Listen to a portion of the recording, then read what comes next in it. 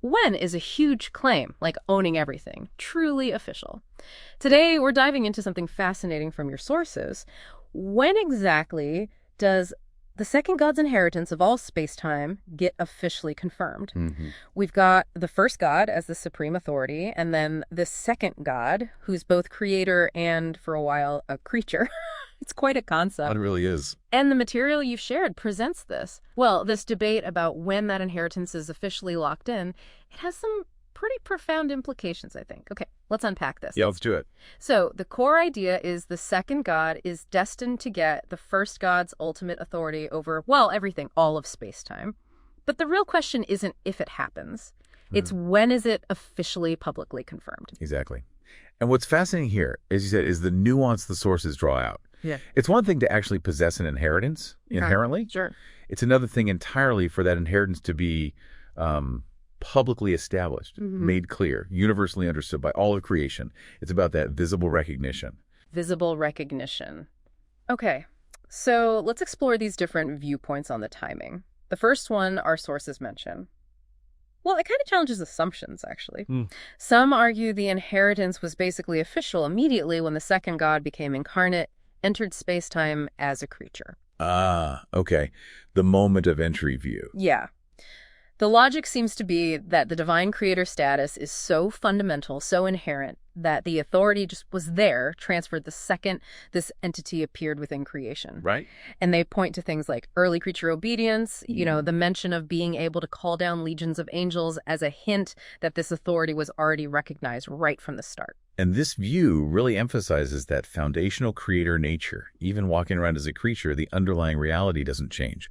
Ownership, authority, they're inherent. They just become manifested differently. So the act of entering space-time is the confirmation, in a way. That's the argument. Yeah. The inheritance is effectively confirmed by the very act of incarnation. Okay, that's a strong claim. Inherent, instant authority.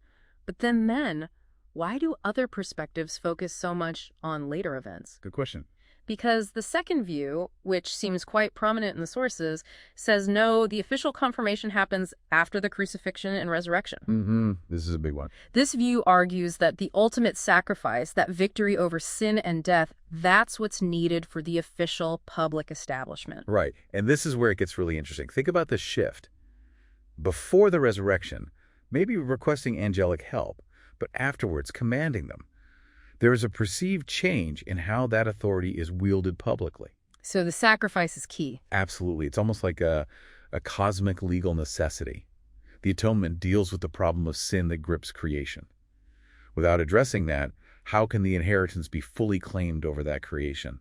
The resurrection then acts as the official establishment.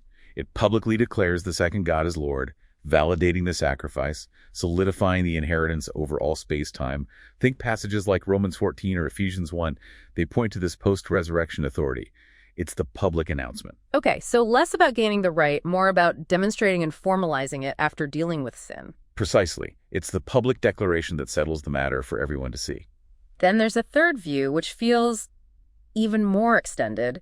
It suggests the confirmation is actually still ongoing. Yeah, this one pushes the timeline out further. The idea here is that it's not fully confirmed until sin is completely eradicated from space-time.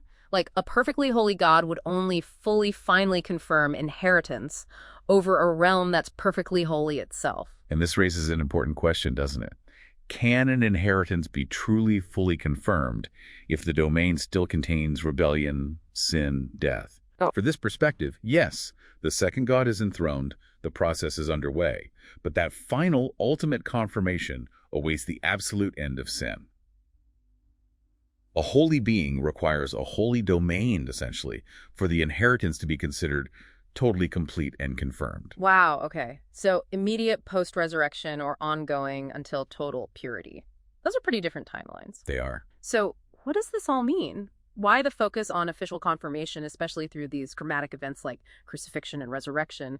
The sources seem to stress it's mainly for us, for creatures. Yes, exactly. Here's where it gets really interesting, I think.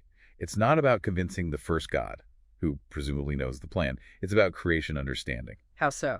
Well, the crucifixion provides this undeniable, irrefutable proof. Proof of what? Divine love, divine justice. Seeing that changes everything for how creatures relate to divine authority. Ah, so it shifts obedience. Completely. It allows obedience to move away from, say, fear of raw power towards genuine love, trust, and understanding. If authority was just imposed by might, Christian response might be compulsion, not freely given loyalty. Right. This demonstration of the sacrifice perfects free will, in a sense. It provides the ultimate reason why creatures would freely choose to align with this authority, based on love and justice, not just power. So the second God allowed the cross, deliberately used self-sacrifice as the method to establish authority, an authority rooted in love, demonstrated for all to see. It's quite a cosmic lesson. A profound one. It redefines power and authority for the entire universe. What a deep dive. Thinking about divine inheritance not just as a right, but as something established through love and sacrifice for the sake of understanding. It's a lot to take in. It really highlights how, according to these sources, ultimate authority isn't just about power. It's deeply connected to love, to justice, and crucially, to the understanding and willing participation of those it governs. Which leads to a thought, maybe for you listening. If confirming the highest authority in the cosmos required such a profound demonstration of love and justice to build trust, how does that principle apply to us? Yeah. How should we think about building trust and genuine respect in any sphere of influence we might have, big or small? Yeah. Does it also require more than just position or power?